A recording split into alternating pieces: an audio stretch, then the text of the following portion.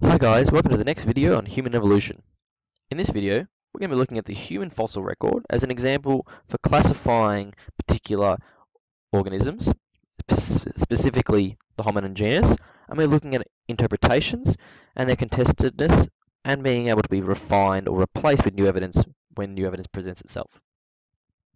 We're also going to be looking at Homo sapiens and Homo neanderthalis, Homo neanderthalensis interbred, and the placement of the Denisovans in the Homo evolutionary tree. So the human fossil record, that has been over time changed because new evidence has been discovered. So it's not possible to pinpoint exactly the method in which humans came about, but the overall picture or the overall tree, as shown here, gives an idea of how the Homo genus came about. But there are some missing links. So many years ago, we had the Sahelanthropus genus, which then moved into Ardipithecus, which was in Africa. We have Australopithecines, which are commonly used. These are upright bipedal walking ancestors. They're a lot hairier than us, larger brow ridges, more posterior foramen magnum. They had larger jaws, larger teeth, and they also had a smaller brain size than us. Over time, the Homo genus, about 2.7 million years ago, started to form, and this is the earliest form of these skulls. We don't know if the Australopithecines are their direct ancestors, but we hypothesize that this is the case. So between humans and Australopithecines, there's what's known as a transitional relationship, and that's evident through a number of key features. What's important to know is that Australopithecines existed between 2 to about 4.2 million years ago. So this is the oldest fossil that we have, and this is the youngest fossil that we have of an Australopithecine genus. You can see the Australopithecus genus here, larger jaw size respective to humans, a much more flatter face in humans, whereas this has an angled face. They've got smaller brain size compared to humans.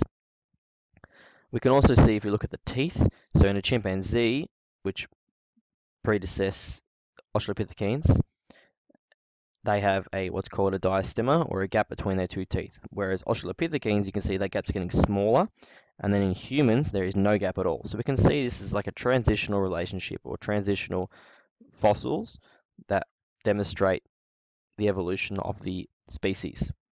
So key features between Australopithecines and humans is that the teeth and jaw shape is different, where we've got more a U shape here. This is more of a parabola. In humans, it's more U, this is more parabola. The teeth are much larger in Australopithecines compared to humans, and the brain volume is much larger in humans compared to Australopithecines. When we look at other versions of the human genus, Homo erectus, they are known as the earliest hominin to move out of Africa. So about 140,000 years ago is the youngest fossil, and they believe to migrate out of Africa a little bit over 1.5 million years ago. The earliest fossil we have is 1.89 million years ago. They have similar skull anatomy, as you can see. So their face is more angled. You can see between points 2 to 4, they have more of an angled face, whereas humans is a lot flatter. Their jaws is a lot larger. So you can see here the jaw, the distance across, the jawbone is larger. The capacity of a human skull is 1,370 centimeters cubed, whereas this guy here is around 1,200 centimeters cubed, but it does vary. Key features of them are they were the first to construct and use tools in order to cook food.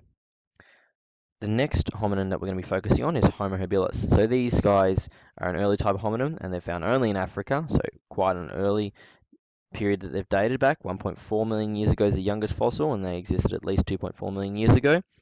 They're the earliest examples of tool makers, and they specifically were very good at making stone tools, so things for cutting up food or hunting. And you can see for the Homo habilis genus, which is here, that they have a much far more slanted face compared to Homo erectus and Homo sapiens. Their brain size is significantly reduced compared to Homo erectus, as we just looked at, and Homo sapiens. They have enlarged brow ridges as well. If we look at Homo neanderthalensis, they existed at least 40,000 years ago as the youngest fossil, and up to 400,000 years ago, so much younger than the previous two hominins. and they're believed to have lived parallel, so they overlapped or coexisted with humans, and we suspect that there was some interbreeding of these two hominins maybe bred with one another. You can see the differences in, this is purely a Neanderthal skull, so you can see that they have quite a flat face as well, but a very large brain case. So their brain volume is larger than humans. They have a brain volume of around 1500 centimeters cubed, which is about 200 centimeters cubed larger than humans. You can see that their jaw is larger than humans as well. So the span that the jaw is compared to humans is larger. They have more of an angled face compared to humans, which are flatter. Mitochondrial DNA in Homo neanderthalensis demonstrates that we share some similarities in our mitochondrial DNA, which suggests that we may be interbred. And the nuclear DNA actually shows that there's about 30% similarity between Homo sapiens and Homo neanderthalensis, which does suggest we interbred with them if we share the same genes. Another species that's recently been discovered and that's just been added to the study design is Denisovans. So they've found a few fossils of Denisovans. One of them includes a finger, and that finger had DNA extracted from it, and they actually was no DNA. There was only a small segment of DNA found in that finger, so it's incomplete DNA sequence, but there was no match between modern humans and Neanderthals or any other known hominins. So they look like they're a completely different species. However, other fossils of these particular potential Homo genus or hominin have particular sequences that are similar with human populations, which suggests that there are, or indeed there was, interbreeding between Denisovans and some humans, particularly Asian populations. So the highest percentage of similarity, it's a very small number, but 3 to 5% of similarity between Denisovans and Melanesian populations, specifically those in Papua New Guinea, exists.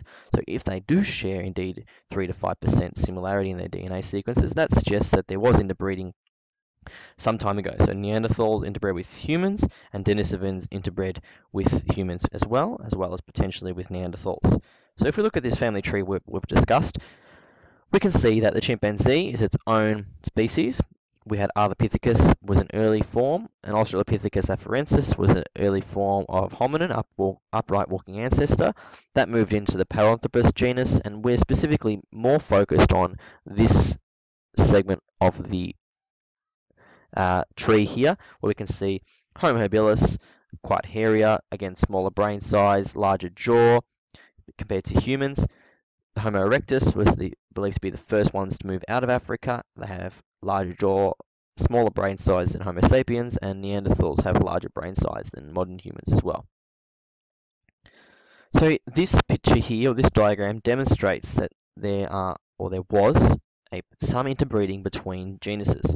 So here are all of the particular Homo genuses that we have talked about. So we've looked at some unknown hominins, Denisovans, Neanderthals, two subsets, early modern humans, Melanesians, Europeans, and Africans. So there are some differences in their DNA, which is created on this phylogenetic tree, and we can see that these lines here demonstrate that these guys, say Denisovans, share some DNA with Melanesians, and similarly, the Denisovans share some DNA with Eastern Neanderthals. So that suggests that there are interbreeding with these populations because they do have the same or similar sequences, so the same DNA sequences. It's very unlikely that they're going to both mutate those exact sequences, or that the percentage of those sequences to be the same. So it's suggested the most probable outcome is that they did indeed interbreed and share the genes with one another, therefore they have the similarity that we see today. This is another example of interbreeding.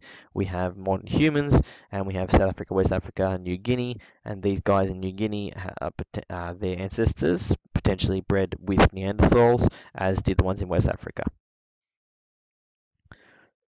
Now we're going to talk about the three ways in which hominins, or humans, have believed to have come about in terms of their evolution patterns in the migration patterns in the Earth. So there are three hypotheses. There's a multi-regional hypothesis, there's the out of Africa, and the simulation. So the out of Africa hypothesis, that talks about how all humans have come out or have left Africa and then populated the rest of the world. So Homo erectus was the first particular hominid to leave Africa, and it was believed that it happened about 1.8 million years ago. Then we've now have modern humans. So they had various populations move to different areas, and that happened 1.8 million years ago. All modern humans came from this ancestor. The evidence that suggests this is that with the oldest fossil evidence Homo sapiens is found in Africa, and human DNA can be used to map when we approximately moved out of that area. We can see here's a diagram showing here's the beginning of the origins of humans, and then they have moved across Africa up to Europe, and then throughout Asia, and then we have through the Philippines, some through North America, South America, and then we have New Guinea here. You can see early populations have moved to Australia. The third movement of humans or population is in Australia and New Guinea. Whereas the multi-regional hypothesis, that talks about the interbreeding between Homo sapiens with other species inside Africa prior to migration. So we had particular subspecies already formed in the African continent, and then we have interbreeding between those subspecies, which then all migrated out of Africa to populate those regions, Africa, Europe, Asia, and Oceania. And the evidence is that this physical variation in modern humans, or Homo sapiens, indicates a long period of time since migration from an African ancestor. So they all began in Africa. They were starting to speciate or become slightly different species given they had different selection pressures, and then they moved out of Africa, and then they were further selected for in those environments which has a greater diversity of those particular organisms. And that shows that living humans show little genetic diversity, which is consistent with regular gene flow. The assimilation model is a combination of both of these, out of Africa and multi-regional hypotheses. So what they suggest is that we have migration out of Africa, and then we have interbreeding between the continents of those particular places. So humans move out of Africa, and then they populate Africa. Some of them populate Europe, Asia, and Oceania, and then those particular populations, they interbreed with one another. The reason that this is postulated or suggested is that we have abrupt appearance of modern humans in Europe, and that was once they migrated out of Africa. And the DNA and fossil evidence suggest interbreeding for the last 6,000 years, with skeletal evidence of modern humans and old humans being found. So this is the combination of the three hypotheses: multi-regional, out of Africa, and assimilation method. Being aware of these will be important for your exam. These are the key ideas: the genus Australopithecines and hominins and their differences, the evidence for interbreeding between Homo sapiens and Neanderthals and Denisovans, what it is, and why they're suggested to be somewhat related, or why it suggests that they do have similar DNA sequences due to interbreeding, the key features of these particular Homo genus, and the out of Africa versus multi-regional and assimilation hypotheses. These are the key terms. You should now be able to define and describe the features of Homo sapiens, Neanderthals, Erectus, Homo habilis, and Denisovans, and name and describe the three models or three evolutionary movement models that I just told you, and the evidence for interbreeding between Homo sapiens and these guys. Thanks for watching.